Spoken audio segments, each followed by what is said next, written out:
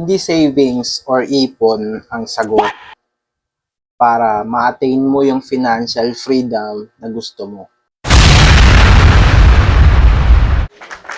Hello, welcome mga chong. Sunod na ba lahat? Grabe, ang init ngayon, no? Welcome sa ating therapy session, short for money therapy. And ang topic natin ngayon is about savings or ipon sa Tagalog. So, maraming tao yung nangangarap ng bagay na to. Maraming nagtatry na gawin to. Yung iba, bumibili pa ng alkansya or yung may tinatawag na ipon challenge. Pwedeng daily, weekly, monthly.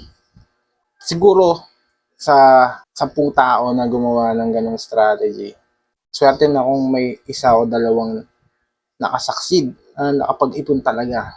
Kasi, mahirap naman talaga mag-ipon eh. Lalo na kung sapat lang yung kinikita mo. Madalas nga, kapos pa. Pero sa tingin ko, hindi naman talaga mahirap mag-ipon. Ang mahirap ay kung paano ka makakapag-ipon sa resources na meron ka ngayon. Kahit ilang ipon challenge pa yung gawin mo, ilang libro pa about wealth management, ilang video, vlog, o ilang research pa yung gawin mo, kung yung mismong resources na meron ka ngayon ay hindi kayang i-sustain yung routine ng pag-iipon, hindi ka rin magsasucceed in the long run.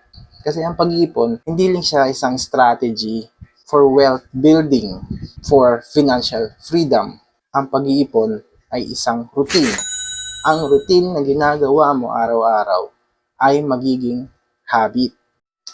Hindi ka naman manginginom, no? At naimbitahan ka sa isang event at natikman mo yung alak for the first time, hindi naman eventually na pag-uwi mo ng bahay nyo, manginginom ka na agad.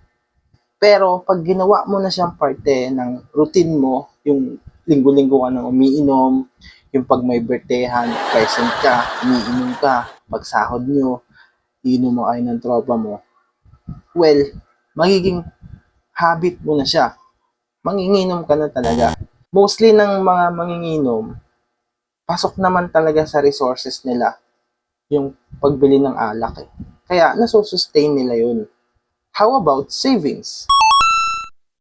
Hindi savings or ipon ang sagot para ma-attain mo yung financial freedom na gusto mo. Sa totoo lang, resulta lang siya ng habit na binuo mo, ng resources na binild mo over time. Ang kailangan mong gawin ngayon at simulan ay palawakin ang resources na meron ka para masustain mo ang habit ng pag-iipon. Alright? Again, hindi ako financial advisor at lahat ng mga sinabi ko ay base lamang sa mga experience ko sa buhay. So, nasa sa inyo na yan mga chong kung gusto nyong i-apply o hindi. Follow me for more content like this.